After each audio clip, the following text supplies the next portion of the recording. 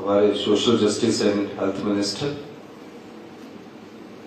Mister Harish Janartha ji, Shimla के MLA, Suresh Kumar ji, ऑरेंज के एमएलए, सभी अधिकारीगण, मंच पर बैठे अतिथिगण, प्यारे फैकल्टी के डॉक्टर्स, सिस्टर्स, प्यारी बेटियों, आज एक राष्ट्रीय स्तर पर सर्वाइकल कैंसर के संदर्भ में टीकाकरण का आयोजन यहां किया गया है। उससे पहले सुधा जी ने आपको अपनी बात रखी, हेल्थ मिनिस्टर साहब ने भी अपनी बात रखी। ब्रेस्ट कैंसर और सर्वाइकल कैंसर के दो चीजें कॉमन पाई जाती है। ये निश्चित नहीं है कि 13 से 14 साल की आयु के बीच ही इसको लगाना है। बिफोर मैरिज इसको आप लगा सकते हैं। और मैं चाहूंगा कि इस बार हमारा जो 90 दिन का कैंपेन जो चला हुआ है, इसमें 64,000 बेटियों को हम इस टीकाकरण के माध्यम से पूरे प्रदेश में लगाने जा रहे हैं। इसमें हम सब लोग जागरूक होकर इसमें भाग लें। हमारा ये दायित्व भी बनता है, खासकर डॉक्टर्स का, सिस्टर्स का, और जो पब्लिक रिप्रेजेंटेटिव है, आशा वर्कर्स है, आंगनबाड़ी कार्यकर्ता है, कि उनके लिए एक छोटा सा नोट बनाकर जरूर भेजा जाए, ताकि वो जब परिवार के पास जाए तो उनसे बात करके कि क्यों ये जरूरी है, इस संदर्भ में बताया जाए। तो मेरा ये मानना है कि आप इस दिशा में जरूर काम करेंगे। हिमाचल प्रदेश की जनसंख्या जो है वो 75 लाख के करीब है, और पॉपुलेशन के हिसाब से पूरे देश में हम कैंसर के मामले में नॉर्थ ईस्ट के बाद दूसरे स्थान पर है। हमारे पास प्राकृतिक सौंदर्य इतना अच्छा है, आवा हवा इतनी अच्छी है, तो क्या कारण है कि हमारे यहाँ प्रदेश में कैंसर के मरीज बढ़ते जा रहे हैं? हमारी सरकार इस और विशेष ध्यान दे रही है। 3 साल पहले जब हमने सत्ता संभाली थी, मैंने हेल्थ की प्रेजेंटेशन ली थी। मुख्यमंत्री बनने के बाद सभी डिपार्टमेंट की प्रेजेंटेशन होती है, तो हमने पाया कि पिछले 40 सालों से सरकार एक ढर्रे पर चल रही है, उसमें कोई परिवर्तन नहीं हो रहा है। तो हमने व्यवस्था परिवर्तन का नारा दिया, और व्यवस्था परिवर्तन के माध्यम से प्रदेश में नीतिगत बदलाव किया गया। पुराने कानून बदले गए, पुराने नियम बदल दिए गए, और जो आज की परिस्थिति के साथ हमें करना है उस दृष्टिकोण से सोचा गया। और हेल्थ सेक्टर में मैं कहना चाहूंगा, अगर ये हम 5 साल इसी तरह बिता देते तो हेल्थ सेक्टर हमारा और 20 साल पीछे दिल्ली से चला जाता। ये सच्चाई है। लेकिन हेल्थ सेक्टर में मैं इसलिए भी कहना चाहता हूं, मैं खुद भी आपसे जानकारी प्राप्त करता हूं, खुद भी पढ़ता हूं, और कैंसर जो है ये क्यूरेबल है। इसमें कोई घबराने की जरूरत नहीं है, क्यूरेबल है। पर हम डरते हैं इसके नाम से। सही समय पर सही डायग्नोज हो जाए तो कैंसर का इलाज संभव है। पर कैंसर अगर हिमाचल प्रदेश में, हिंदुस्तान में दूसरे नंबर पर है, तो उसको डायग्नोज कैसे किया जाए, पता कैसे लगे? उसके लिए कौन सी टेक्नोलॉजी हमारे पास है? आपके पास जो हिमाचल प्रदेश की राजधानी का, जहां हम सब लोग रहते हैं, बचपन से रहते आए हैं, एक ही हॉस्पिटल है आईजीएमसी। पिछले 1.5-2 साल से हम लगातार फैसले करते जा रहे हैं, और फैसलों के माध्यम से हम अपने हॉस्पिटल को, आईजीएमसी और टाटा को अपग्रेडेशन की तरफ कर रहे हैं। डॉक्टर जानते होंगे कि किस प्रकार के इंस्ट्रूमेंट उनके पास है। डॉक्टर अच्छे हैं, पूरे हिंदुस्तान में आईजीएमसी के डॉक्टर अपना नाम कमाते हैं, लेकिन एक सोच से एक विचार निकलता है, उस विचार के माध्यम से आगे कार्य करने की एक गति मिलती है। तो हमने सोचा, और हेल्थ सेक्टर में हम बहुत ज्यादा व्यवस्था परिवर्तन करने में लगे। आपने देखा होगा नर्सिस की सीट्स को हम इंक्रीज कर रहे हैं।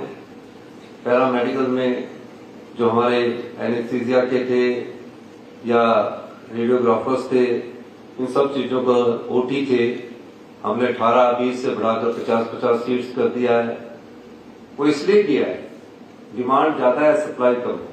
आने वाले समय में 1-2 साल में इनकी संख्या अच्छी हो जाएगी। ये तो हम स्ट्रेंथनिंग कर रहे हैं स्टाफ की, और जो अपॉइंटमेंट कर रहे हैं वो भी स्टाफ की कर रहे हैं। लेकिन टेक्नोलॉजी कौन सी है आपके पास? 10 साल बाद कोई भी मशीन है, जनरेशन वैसे ही चेंज हो जाती है, या मशीनें 10 साल से नहीं 20-20 साल से पड़ी हुई है। कल हम MRI थी टेस्ला का उद्घाटन करने गए तो 19 साल पुरानी मशीन है।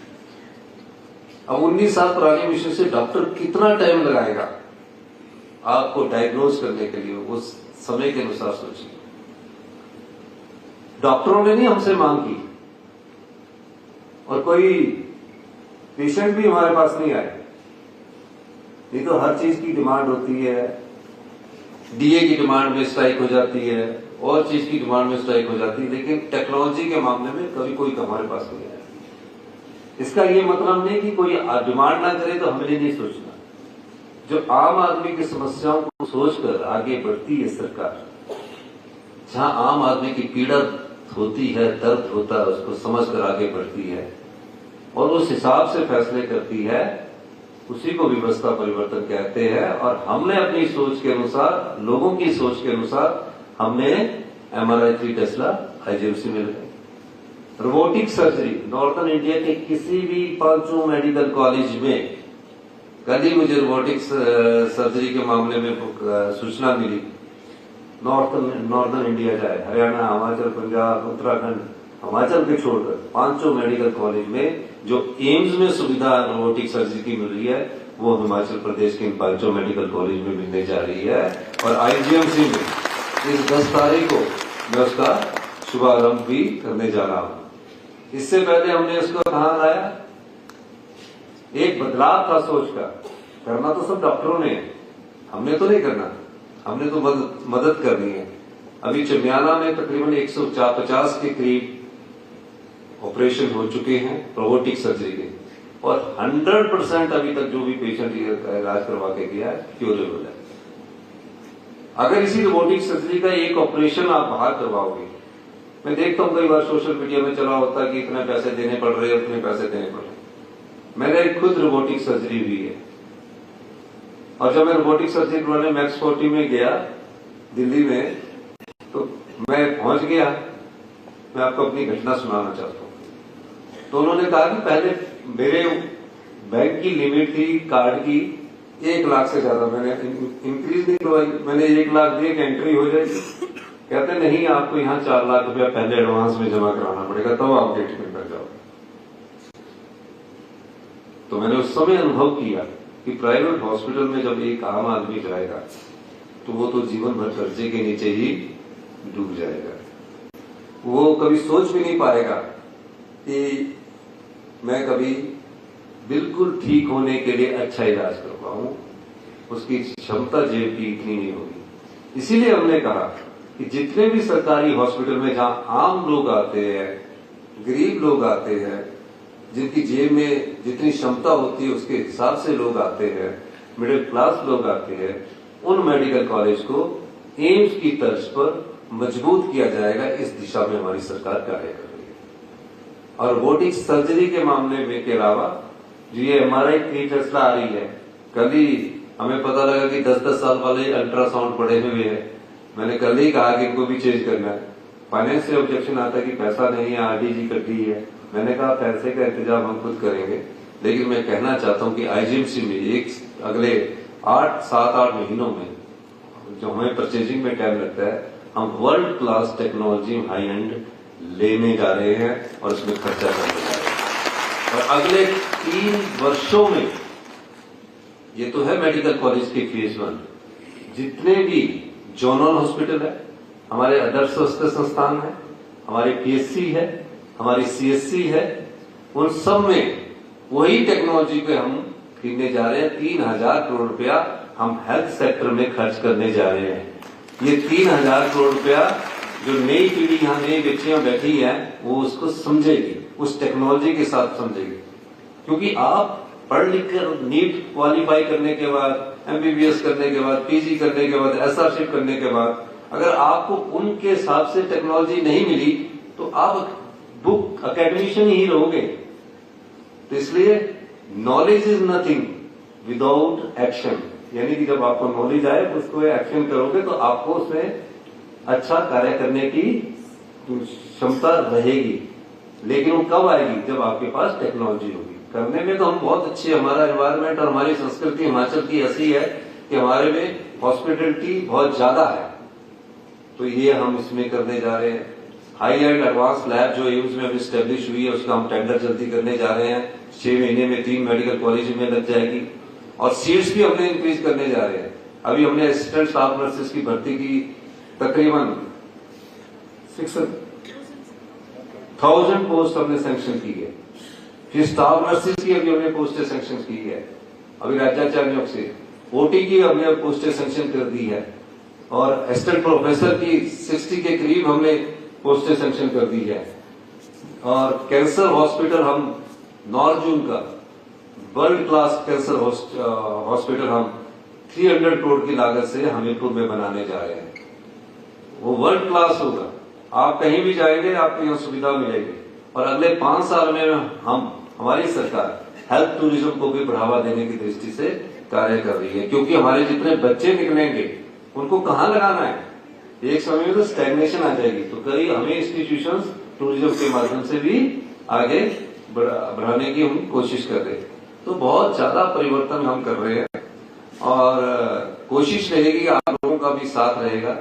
कई बार थोड़ी नाराजगी आपको जरूर हो जाती है, तो लोकतंत्र में ये होता भी है और लोकतंत्र की विशेषता है कि विरोध होना भी जरूरी होता है, फिर उसमें सहमति बनकर आगे भी बढ़ा जाता है।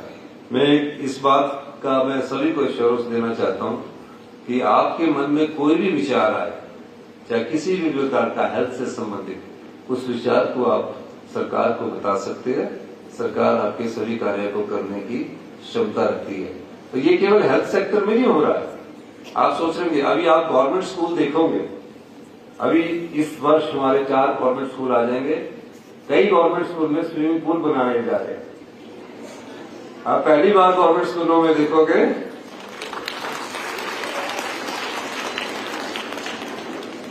क्यों बनाने जा रहे हैं, स्पोर्ट्स की एक्टिविटीज करने जा रहे हैं।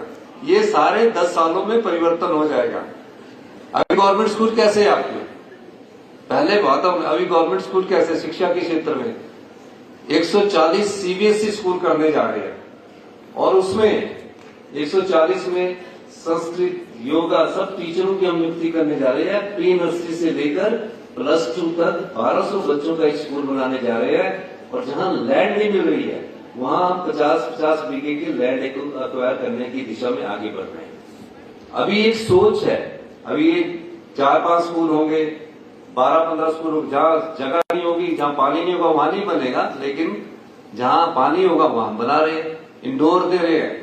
क्योंकि जो बच्चियां हमारी स्टंटेड पैदा हो रही है उनके लिए भोजन की व्यवस्था भी हम करने जा रहे हैं।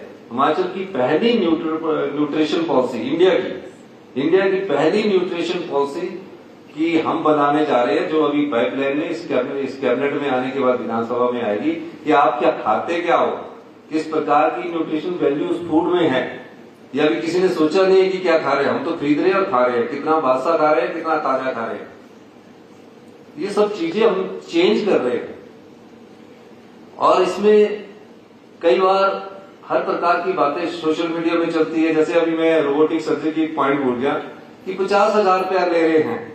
जो स्पेशल वार्ड में रहना चाहता है 50 या 80,000 देने में उसको कोई दिक्कत नहीं होती, क्योंकि बार-बार इलाज करवाने से अच्छा एक बार एक्यूरेट इलाज हो जाए। आपका यहां से अगर रेफरल कर दिया जाए फिर पीजीआई में दोबारा टेस्ट होते हैं, उतना पैसा का हिडन एक्सपेंडिचर खर्च हो जाता है। हिडन एक्सपेंडिचर को आप काउंट नहीं करते हैं, उस समय आप खर्चा करने में जाते हैं। तो इन चीजों को सस्टेन भी करना है, मेंटेन भी करना है। आज चीजें तो खरीद ली जाए लेकिन सस्टेन ना हो, मेंटेन ना हो तो उससे क्या नुकसान होगा, जो आम आदमी आएगा उसको नुकसान होगा। पैसे वाला तो करवा लेगा कहीं भी इलाज। इसलिए इन सब चीजों को अपने ध्यान में रखना है। और जो हमारा ये सर्वाइकल कैंसर के दिशा में जो टीकाकरण के हम आगे बढ़ रहे हैं, मेरा ये मानना है कि जितने भी हमारे आने वाले समय में इस इंजेक्शन को, इस टीकाकरण को लगाना चाहते हैं वो लगवाए, और इसमें आशा वर्कर और परिवार के सदस्यों के साथ जाकर एक छोटा सा नोट बनाकर उनको दिया जाए, और इस दृष्टि से हम आगे बढ़ें। इन्हीं शब्दों के साथ एक बार फिर से मैं आप इस सभागार में बैठे सभी का बहुत बहुत धन्यवाद करता हूँ। जय हिंद।